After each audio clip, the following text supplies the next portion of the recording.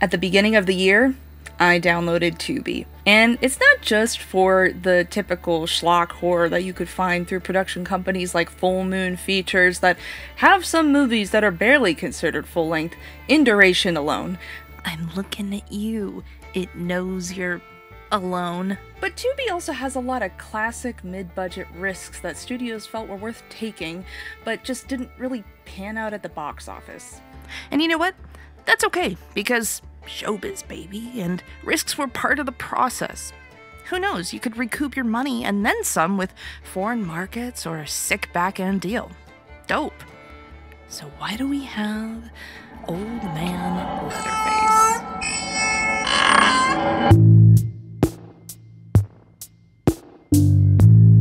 I don't know if you're on the same pandemic internal clock of mentally marking 2019 as the last checkpoint for what once was, but I am, so I'm continuously surprised as to how we still have to sit through, looky here, you got to know this actor at a formative time in your life in this franchise, now they're old. Basically saying that this movie deserves to exist right now, and it's saying very important things, so it deserves to be remade. I love Jamie Lee Curtis. I love her as Laurie Strode.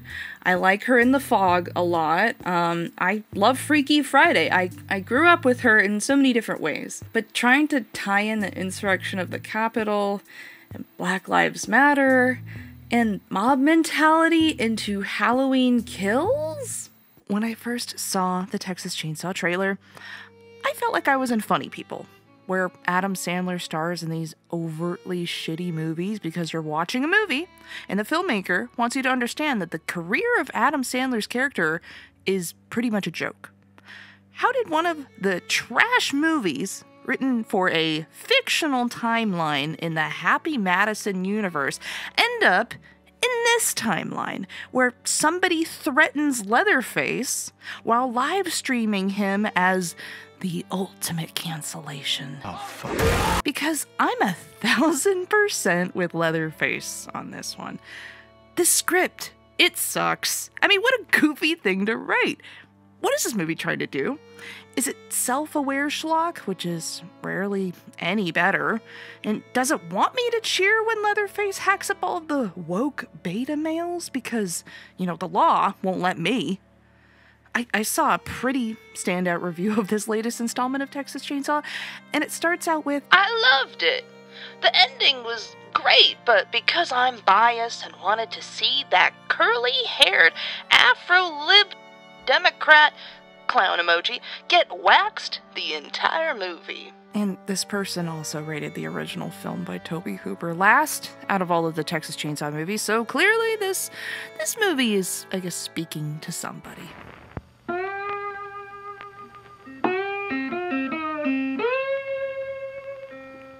When I first read this, I thought, hey, didn't they already do this with a group of suburban college kids who knew the comforts of home a little too well, only to find themselves entering a dangerous, secluded, hillbilly ghost town? Oh, wait, I think that was House of a Thousand Corpses. Okay, well, you know the quote from Perks of Being a Wallflower where Charlie says, "We accept the love we think we deserve." Well, this is what we think we deserve. A copycat legacy arc ripped from an adjacent franchise only 4 years apart, not even starring the original actor, forcibly written like this character ever meant anything to their perceived lifelong nemesis? I mean, if they're gonna do a Texas Chainsaw reboot, why are they so focused on the characters, when the most memorable aspects of that original film are the environment and the format? If the original was a documentary showcasing truly real human skulls and just decay everywhere, what if they created a similar environment through the eyes of, like, I don't know, a found footage mockumentary? And then even if you hate that idea, there's other ideas out there, including a beloved treatment by Bill Moseley himself.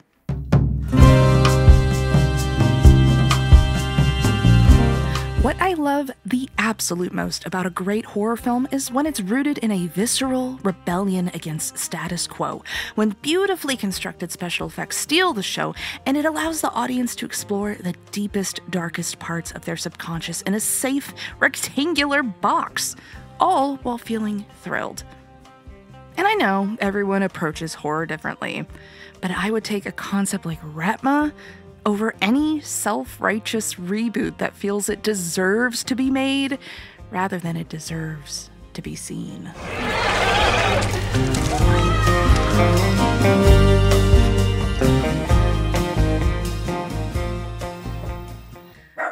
Cooper. So I just watched Texas Chainsaw Massacre.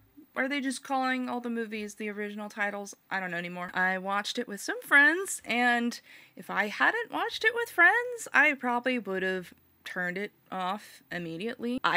Look, and that's really saying a lot, because I watched Mac and Me like all the way through and enjoyed it. I like all that. I like anything that's good. I like Ishtar. So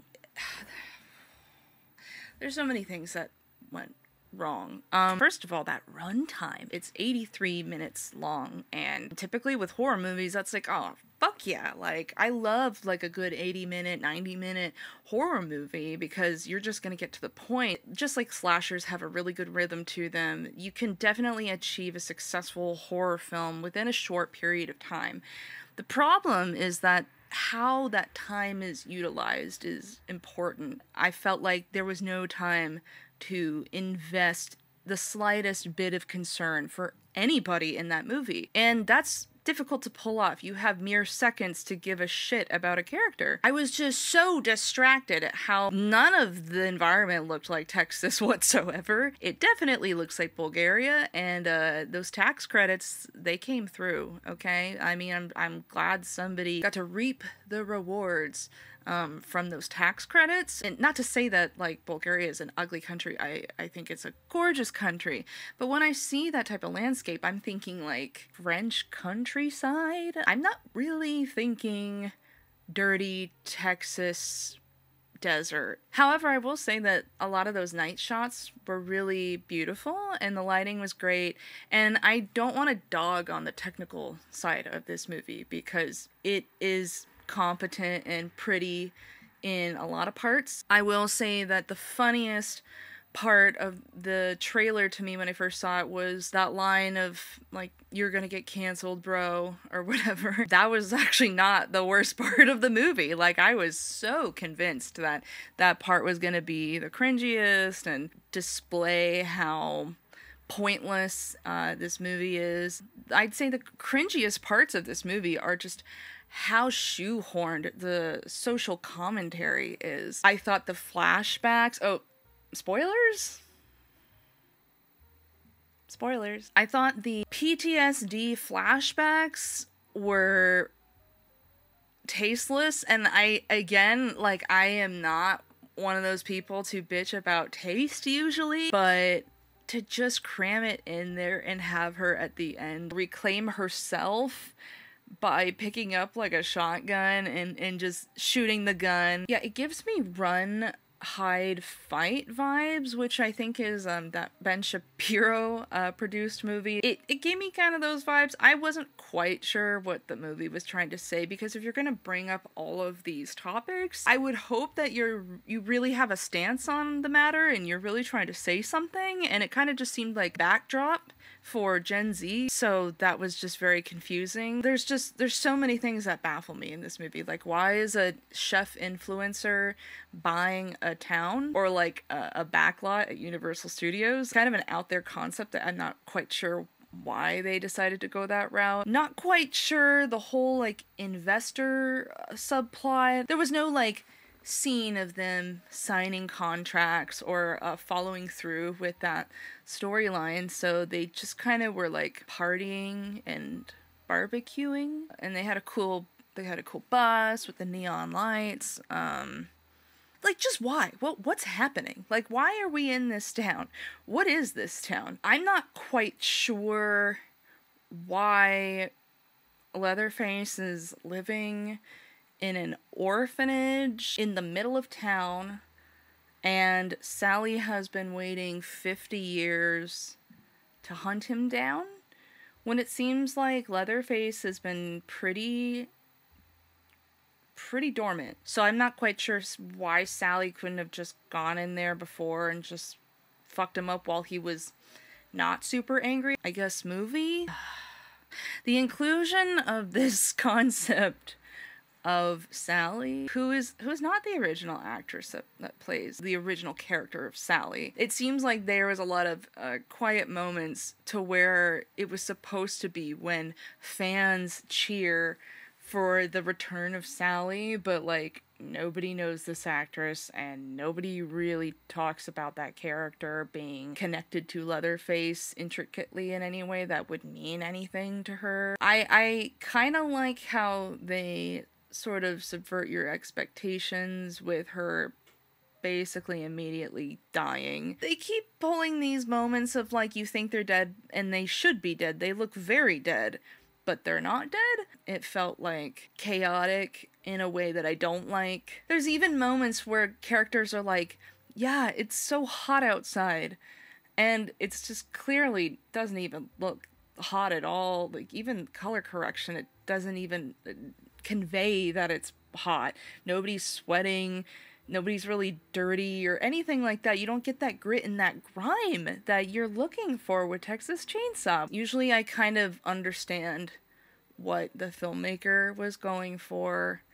I don't really know what the filmmaker was going for. First of all, like, yeah, the movie's so fast that the ending just happens. It sneaks up on you. It's incredibly anticlimactic how Leatherface, dies. I'm sure they didn't want to fuck him up too much because potential sequel, we'll see. That very end with the autopilot Tesla truck bed homage was really absurd. And just like her sister getting her head cut off, which, that character I wouldn't have, we were all kind of waiting for that. Nothing made any sense.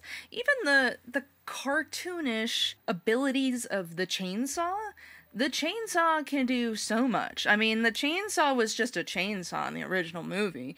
Now the chainsaw is, like, everything. And including all of his other tools, like the hammer. His hammer is basically Thor's hammer at this point and can just make people fly. The chainsaw can be kind of thrown like a boomerang on the ground. It can cut through like any substance, any material. And there were so many just unearned homages to much better movies like The Shining and Halloween. There is no cannibalism. Leatherface does not seem interested in eating people, only killing them, basically like a serial killer. And he had a lot of the same beats that we've seen with Michael Myers. Definitely more so with Michael Myers when it comes to just that brute force that doesn't speak and can sneak up on you and seem to resist a lot thrown at him. I guess I can get into maybe some highlights. I would say that the kills were fine and they were pretty good. I know people are defending this movie with that kind of at the forefront, and I would say, yeah, they're cool. There are a couple of moments where the CGI is pretty noticeable with the blood or bones breaking, and I think because it also takes place during daytime and outside that certain kills just look a little sillier. But even how the kills are introduced, the timing felt a little awkward to me. There wasn't enough tension and release. We would be screaming and yelling and laughing at shocking moments, but I wouldn't say that I was in fear or felt like that tension was about to break and, oh god, don't go in there or don't do that. The bus scene was wild. We've never really had a scene where Leatherface is truly going on a chainsaw massacre, and that's what happens in that bus. Limbs are flying everywhere, and people are screaming and losing their mind, and it's like, okay, that's cool. This isolated moment right here. But again, cool moments, once they end, everything feels so unearned. And at the end of the day, the sheer principle of what's happening story-wise just ruins it. It ruins the good moments, because I remember what I'm watching, why it's happening, how I got here. I think the end credits felt more like a movie. I've seen a lot of people excited for the fact and defensive about this movie existing, and I understand, People love this franchise. People love Leatherface. I don't know what to tell you. I don't know if you just really wanted to see Leatherface again.